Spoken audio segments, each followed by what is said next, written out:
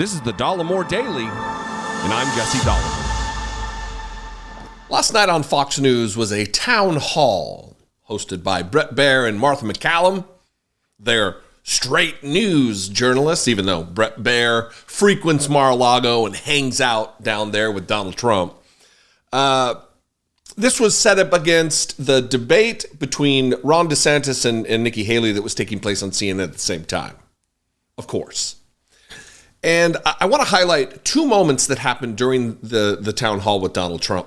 First, we're going to make fun of him a little bit because he gets lost at the very opening of the of the town hall as he's being introduced. We'll get to that in a moment. But there's two moments. One is he just openly and outright admits to violating the emoluments clause of the Constitution, doesn't push back at all about the reporting that initially was pushed back on by Republicans, of his earning $7.8 million in revenue, direct payments from foreign governments, including $5.5 million from China. He was asked about this, didn't even push back at all. We're going to talk about that. And then there's another moment that's a little closer to my heart because I have members of my own family who are as nutty as this lady who asked a question about abortion.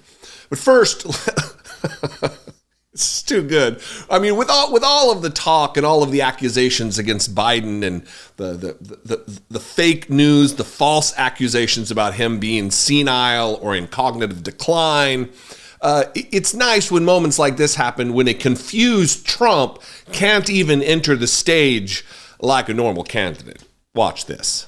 Donald Trump, welcome.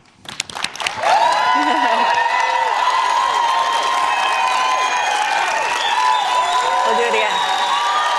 Here we go. Thank you very much. Did you see Martha MacCallum? Like, what's going on over there?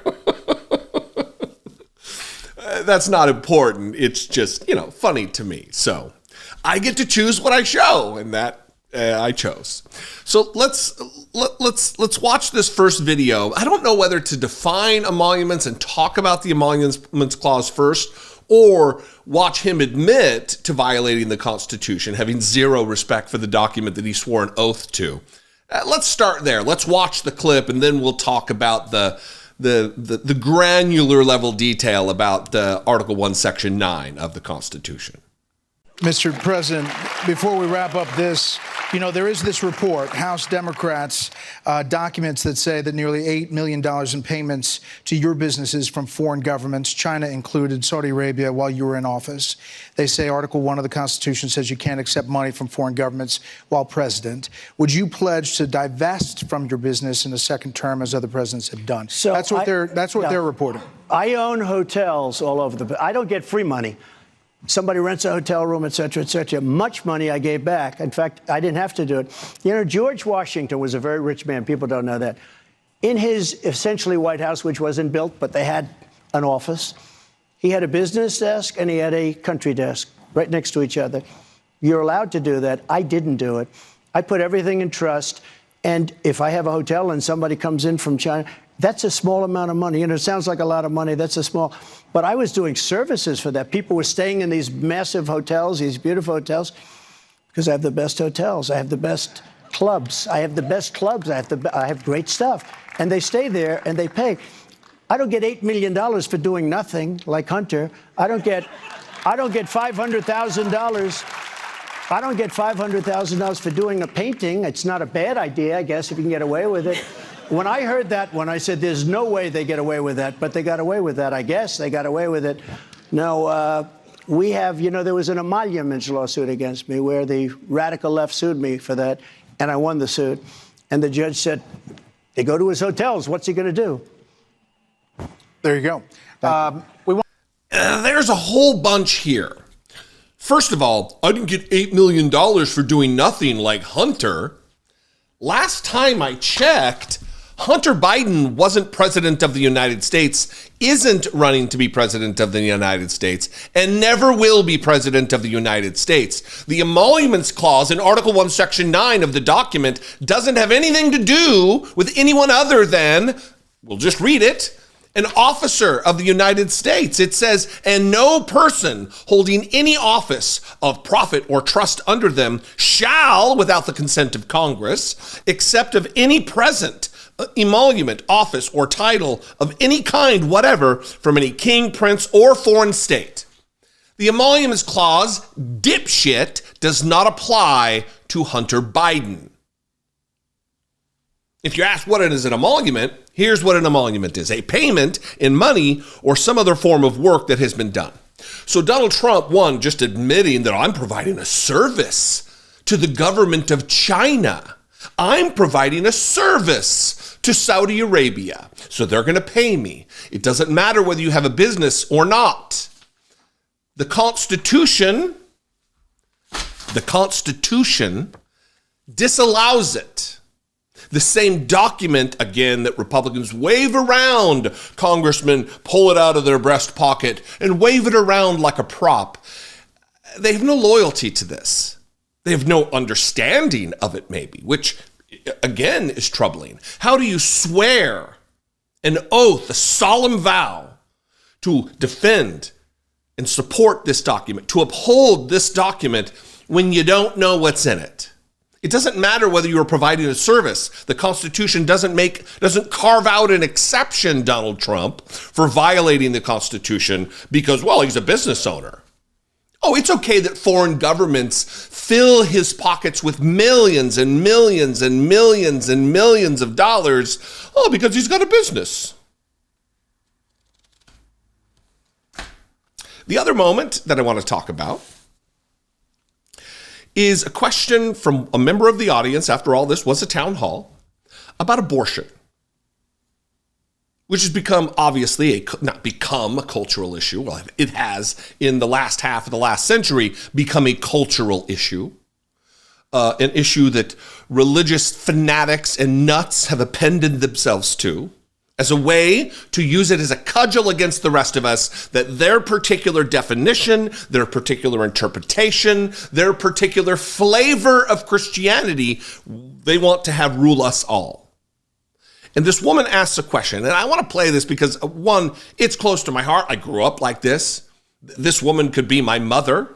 This woman could be a member of my family with their detached from reality views about the issue of abortion. And then we're going to talk a little bit about the stats on abortion, the alarming, not alarming, but it is a disproportional percentage of abortions that aren't taking place. Republicans are lying to you. This woman is either deluded or in on the lie, and Donald Trump wants to take credit for it, which is just bananas to me, for a guy who talks about the polls all the time, for a guy who acts like he has such a stranglehold on what public opinion is. They are wildly out of touch on this. Watch this question from a voter, a Republican, last night. And Ron DeSantis, because you both talk a lot about pro-life, your record. And that's my number one issue, and the cry of my heart is justice for all people. And I've been, vocal and celebrating with you all of your pro-life victories from the past. But then in this campaign, you've also blamed pro-lifers for some of the GOP losses around the country, and you've called heartbeat laws like Iowa's terrible. And so I'd just like some clarity on this because it's such an important question to me. Okay. I'd like for you to reassure me that you can protect all life, every person's right to life, without compromise. So that's a great question. I appreciate it, too. You wouldn't be asking that question, even talking about the issue, because for 54 years they were trying to get Roe v. Wade terminated, and I did it, and I'm proud to have done it. They wanted to get it back, right? You wouldn't have that. There would be no question. Nobody else was going to get that done but me. Yep. And we did it, and we did something that was a miracle. Is anyone else out there having to suppress your gag reflex watching this phony ask this question? A Republican voter saying that this is my number one issue. It's the cry of my heart. Justice for all people is what I'm really passionate about. And I want reassurance from you, Donald Trump, that you will protect all life, every person's right to life, without compromise. says the Christian woman, who I'm certain is a pro-death penalty fanatic, a woman who is in lockstep with Donald Trump on his immigration policies, caging children, ripping them from their parents, hundreds of them, never to be reunited again. You see, this is Christian nationalism. This is about America. This isn't about a Christian worldview and protecting the life of everyone. This isn't about providing for hungry children. Nah, this is about forced birth.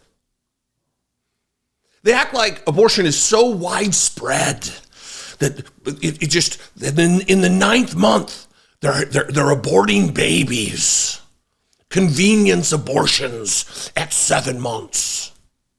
The Kaiser Family Foundation, a nonpartisan, independent healthcare policy organization, has this to say about those types of abortions. 99% of all abortions take place before the 21-week mark.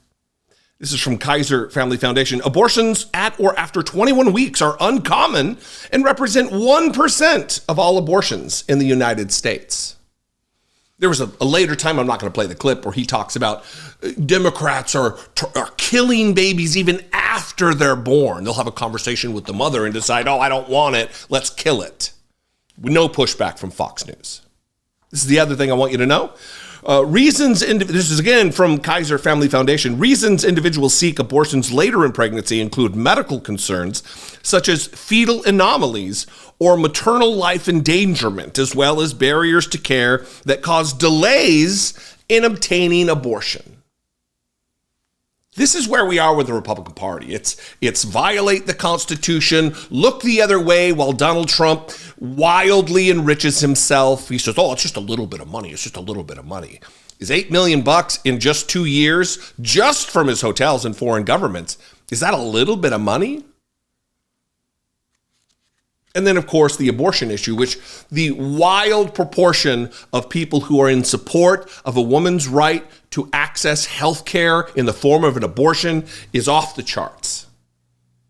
It's a losing issue for Republicans, but they are so ideologically tied to evangelical white Christian nationalists that they can't step away.